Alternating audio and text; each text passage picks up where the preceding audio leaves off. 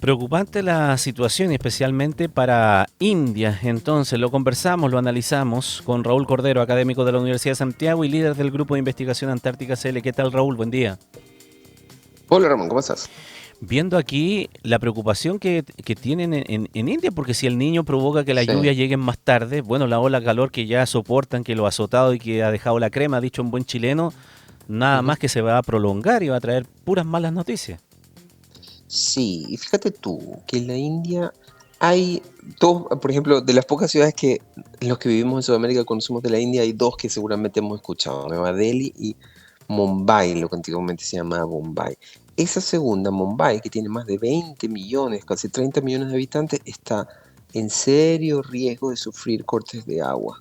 Te Mm. fijas, el último análisis, el último reporte que se hizo la semana pasada, anunciaban que les quedaba en las reservas de agua que ellos utilizan para abastecer a la ciudad alrededor de 45 días nada más de provisión. Buah. Entonces, si es que no les llueve pronto, porque ya está atrasado el monzón, ya en junio debería estar lloviendo copiosamente en esa zona, si es que no vuelven las lluvias, podríamos tener un problema grave con cortes de suministro más o menos relevantes en una de las grandes urbes del mundo, no solamente de la India.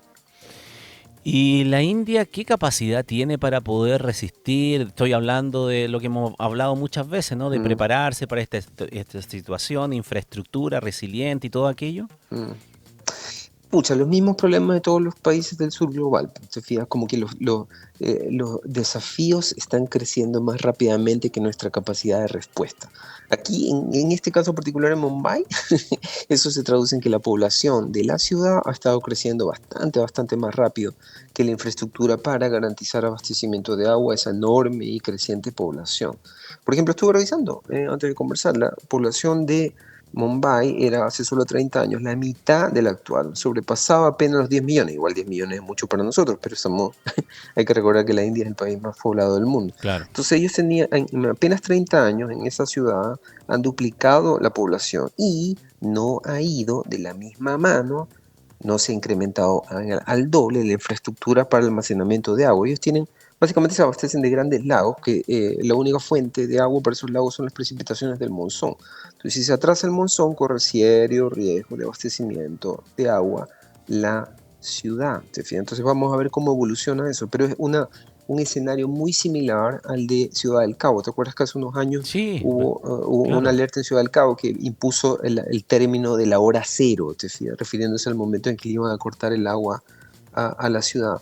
En Ciudad del Cabo, misma situación, ciudad en el sur global de rapidísimo crecimiento poblacional y crecimiento muchísimo más lento en la infraestructura, ¿te fijas?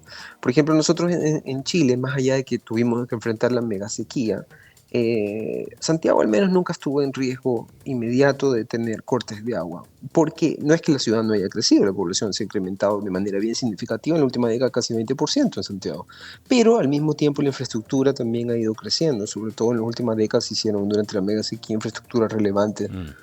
en pozos sobre todo. Claro, eso no era sustentable, pero al menos nos permitió sobrellevar el crecimiento de la población, que en todo caso en nuestras ciudades nunca es tan explosivo como la que se registra en otros países. ¿Te fijas? Entonces ahí hay un problema. Ahora, así que por el lado del agua, en esa zona de Mumbai están en riesgo.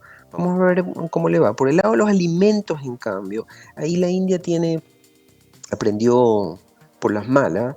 Hay unas lecciones históricas que la India aprendió, sobre todo mientras eran controlados por los británicos en la era colonial, sobre cómo lidiar con la sequía asociadas a el niño. Te fijas, hay unas grandes hambrunas, la gente que le gusta la historia, seguramente ha escuchado que hay unas hambrunas que mataron hasta 10 millones de personas en la India. Sobre todo la hambruna más significativa de la India fue la de 1876-78, que estuvo asociada a ese super niño histórico que comentamos hace unos pocos programas, Ah, sí, que fue el que causó el coletazo de la guerra, metió la cola en la guerra del Pacífico, en me el inicio de la acuerdo. guerra del Pacífico, porque Sí. hubo una sequía en Bolivia también.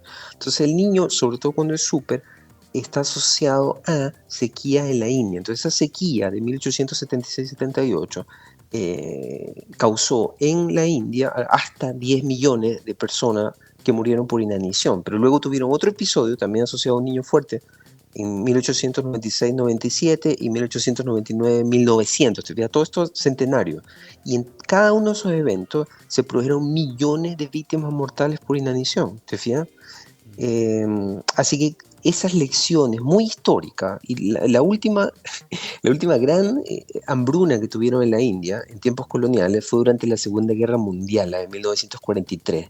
Se estima que esa también mató del orden de 2-3 millones de personas en la zona del Golfo de Bengala. Ahí la gracia de esa sequía, perdón, de esa hambruna, asociada obviamente a consecuencia de una sequía, es que el niño no metió la cola ahí. El que metió la cola ahí fue los británicos, que básicamente controlaban la India en esa época y en vez de evitar la exportación de la producción, la mermada producción agrícola de ese año en el país, decidieron no solamente asegurar la exportación de esos granos, de esa comida, sino que decidieron autoexportársela a ellos mismos, te fijas, para garantizar el abastecimiento de sus tropas. Estábamos en plena Segunda Guerra Mundial y eso contribuyó a una hambruna feroz que mató millones de personas. En esa decisión política estuvo involucrado uno de los superhéroes de aquellos que no leen bien la historia, que es Winston Churchill. Churchill fue el que tomó la decisión política de, entre comillas, contribuir a la muerte de esas personas. Pero bueno, en la guerra hay que tomar decisiones complicadas, ¿te fijas? Así se va escribiendo la historia. Oye, una última Sí. cosa para que nos explique desde el punto de vista de recordatorio. Estas cosas las aprendimos en el colegio, ¿no? Mm, Cuando nos pasaban los monzones y todo aquello. Ese es un viento, ¿no es mm. cierto? Un viento que corre desde el océano al continente en el verano, ¿no? Y eso es lo que lleva lluvia. Sí, pero ese viento tiene origen en una caída en la presión sobre la India. Viste que la India es como, tú te puedes imaginar, es como un territorio largo, perdón, grande, amplio y plano, muy despejado entre abril y mayo, ¿te fijas? En la época previa al monzón, está muy despejado. Entonces ese plató enorme ¿Ya? se calienta porque está expuesto al sol, está despejado. Entonces al calentarse esa gran zona de la India, el aire caliente, ¿te fijas? Por eso es que las grandes olas de calor en la India son siempre en abril, mayo, ¿te fijas? Entonces, ese aire caliente comienza a elevarse, crea una especie, para que uno se lo puede imaginar, de baja presión, que es una suerte de vacío, porque el aire se está yendo para arriba, porque se calentó. Y ese vacío trata inmediatamente de ser llenado por aire húmedo, que obviamente le llega a la India, que es una especie de península, desde el océano, ¿te fijas? Ese es el monzón. Aire húmedo que llega desde el océano, trae harta humedad porque viene del Índico, se condensa esa humedad, forma grandes nubes y causa precipitaciones, ¿te fijas? Ese es el monzón. Y el mecanismo del monzón es un mecanismo que no solo se da sobre la India, sino que se da en otras partes del mundo y por supuesto Sudamérica no podía ser la excepción. Nosotros también tenemos el monzón sudamericano. Misma historia, tú tienes un gran plató expuesto a la alta radiación solar. Ese, en nuestro caso en Sudamérica, ese plató es el altiplano boliviano. Entonces el altiplano boliviano, tú en diciembre y enero, que el sol está muy intenso ya porque estamos en pleno solsticio, te fijas, calienta el altiplano boliviano, el aire se calienta y se va para arriba porque está caliente, queda una especie de baja presión, una especie de vacío, que aire húmedo inmediatamente llega a llenar. Ese aire húmedo en el caso de la India viene del mar. En el caso de Sudamérica, el monzón sudamericano, ese aire húmedo viene del Amazonas. ¿Te fijas? Mm.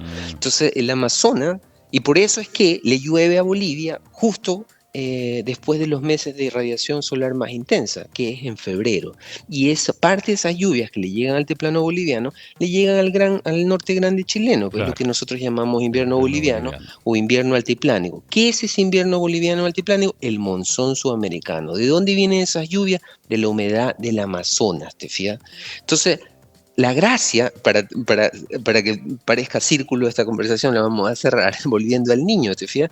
Que el niño le crea una sequía y atrás el monzón en la India. Bueno, el niño también crea una sequía en el Amazonas y por lo tanto de rebote también debilita el monzón sudamericano trayéndole una sequía a Bolivia también, ¿te fijas? Mm, se Y entiende. por eso fue que en 1878, cuando en India se estaban muriendo de hambre, en Bolivia tenían una sequía feroz que obligó al invierno, no obligó, pero digamos contribuyó a que eh, el gobierno boliviano quisiera incrementar sus arcas fiscales exiguas con un impuesto a la salitrera. Y así terminó toda ¿Te la fijas? guerra del Pacífico, claro. Ajá. Mira, cómo la cosa Es circular, ¿ah? Y como La lo que historia es entretenida y la entretenida. historia está bien influida por el clima. Por el clima, exactamente. Sí. Y así lo conversamos cada lunes con Raúl Cordero aquí y recordamos nuestros conocimientos muy pequeños del colegio, los recordamos, los actualizamos en buena hora, ¿eh? Porque pucha que se nos olvidan este tipo de cosas y es que es necesario tenerla en cuenta. Raúl, que esté muy bien, un abrazo, como siempre un agrado. Encantado, hermano, nos vemos, chao. Chao. En Tele 13 Radio hacemos un doble clic.